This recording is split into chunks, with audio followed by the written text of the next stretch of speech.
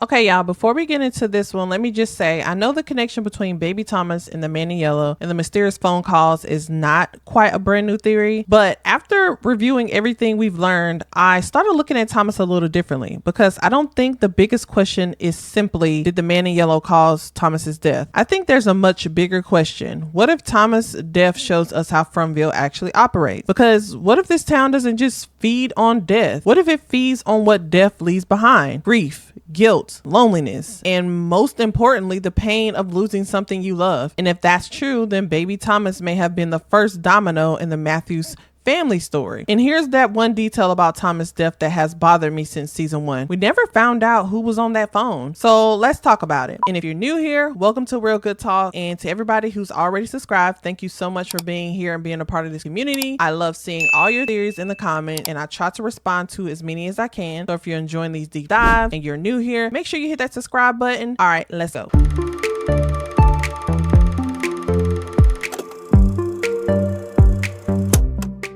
We never found out who called.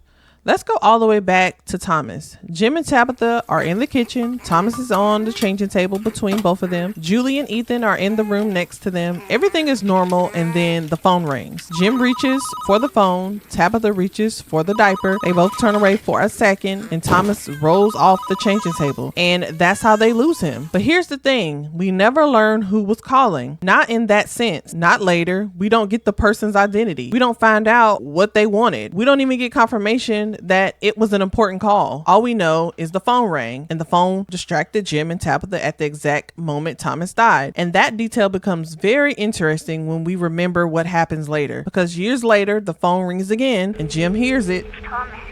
Now, obviously, we know that this isn't simply Thomas calling from beyond the grave, but I think the fact that the show uses Thomas and a phone together again is something worth examining, because the first phone call is connected to Thomas's death, and later phone calls are connected to Thomas's identity being used against his family. That's a pretty interesting parallel. Thomas was the first domino. Now, here's where my theory begins. What if Thomas' death wasn't necessarily important because Thomas himself was supernatural? What if he was important because of what his death did to Jim and Tabitha? Because after Thomas died, their family changes. Tabitha explains that she keeps reliving that same day. She says that sometimes she'll look at Jim and hear the phone ring in her head, and Jim and Tabitha's marriage begins to fracture. They carry guilt, they carry grief, they carry resentment. Eventually, they're preparing to separate, and then they decide to take one last family trip together, and that trip puts them on the road to Fromville. So look at that chain of reaction. Thomas dies, the family fractures, Jim and Tabitha's relationship changes. They take that trip. They enter Fromville. Now, does that prove that the man in yellow causes this Thomas' death? No, and that's not what I'm saying. But what if Thomas's death was the first domino? Because without that tragedy, Jim and Tabitha's lives might have gone in a completely different direction. From takes what you love, and we've seen it. This is where I think Thomas connects to the larger story, because look at what From does to people. It doesn't seem satisfied with simply just killing someone. It finds what you love, and then it uses that love against you. Look at Boyd. He loses Abby, and he consistently forced to deal with losing people he's trying to protect. Look at Victor. He loses his family and spends decades essentially alone. Kenny loses his father, then he loses his mother. Sarah loses Nathan, and even with Fatima, something that should have represented new life and hope becomes something terrifying. Then you have the original children. Their parents loved them. That love became part of the tragedy, and the grief surrounding those children is tied directly into the larger mystery of Fromville. So I started wondering, what if the place doesn't just feed on death? What if it feeds on grief? Because death takes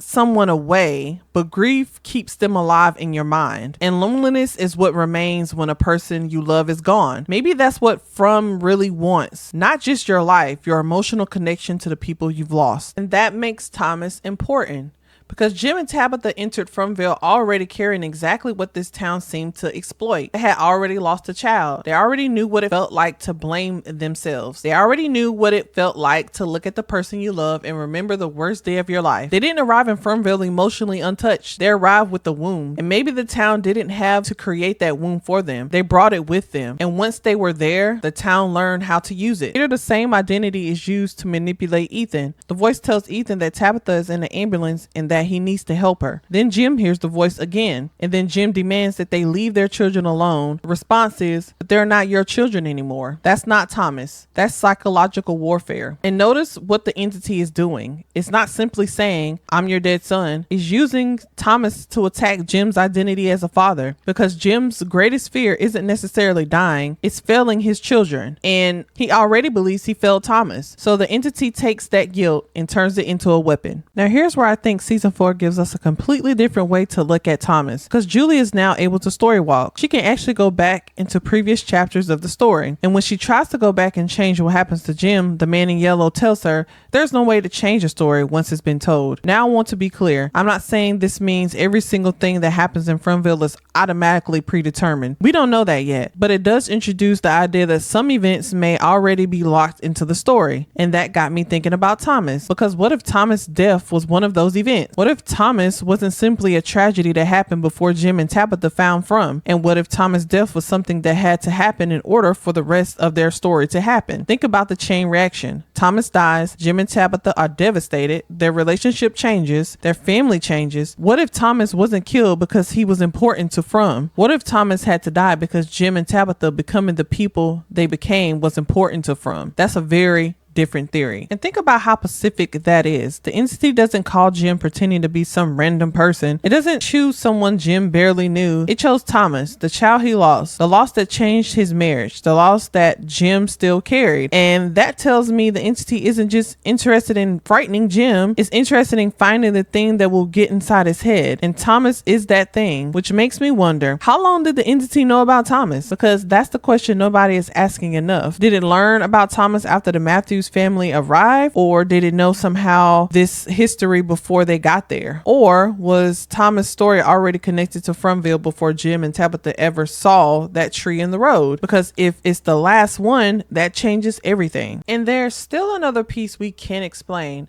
How does the thing on the phone sound like Thomas? We know it uses Thomas' identity. We know it knows exactly what to say to Jim, but we don't know exactly how it recreates Thomas's voice. And I think that's important because Thomas was a baby. He didn't grow up. He didn't spend years talking to Jim. So where does that voice come from? Does the entity have access to memories? Can he use information about someone who's never died in Fromville? Or is there something about Thomas that we haven't discovered yet? I don't have an answer to that yet, but I think the question is worth asking, because if Thomas was completely unrelated to Fromville, how did Fromville know Thomas so well? I don't think the strongest version of this theory is the man in yellow killed Thomas. I think the strongest theory is Thomas' death may have been a necessary event in the Matthews storyline, and maybe once they arrived, the man in yellow recognized that Thomas was the deepest wound they carried and turned that wound into a weapon. And if the man in yellow is telling the truth about stories that can't be changed once they're told, then maybe Thomas's death was one of those moments that had already become part of the story. But because if Thomas doesn't die, the rest of the Matthew story may never happen the way that it did. So back in season 2, we learned that hope itself feeds the forest, because hope is what makes people willing to suffer. So the idea that supernatural forces benefit from people's suffering isn't something I'm pulling out of thin air. But here's where I'm taking it one step further. What if grief is another form of that suffering? Because think about what grief does. It keeps you connected to the people you've lost. It makes you replay what happened. It makes you blame yourself. It makes you afraid to lose someone else. And that's exactly the kind of emotional vulnerability From seems to know how to exploit. So maybe the town doesn't literally need people to be sad in order to survive. Maybe suffering is part of the mechanism. Thomas's death may have given the Matthews family the perfect womb, because they didn't just arrive in From with their luggage, they arrived carrying Thomas. So maybe escaping means doing the one thing Fromville doesn't expect, choosing hope over grief, connection over isolation, and breaking the pattern instead of repeating it. Because if this place feeds on suffering, maybe the way out is starving it. And maybe that is what Tabitha, Jade, Julie, and others are finally figuring out. You can't escape Fromville by finding the exit. You escape by breaking the story. So what do you think? Do you think Thomas was the first domino? Was his death just a tragedy? Or was it somehow part of the chain of events that eventually brought Jim and Tabitha to Fromville? And most importantly, who was on that phone? Let me know your theories in the comments. And if you enjoyed this deep dive, make sure you subscribe for more From theories and discussion. And as always, every great story deserves a real good talk. I'll see you in the next one.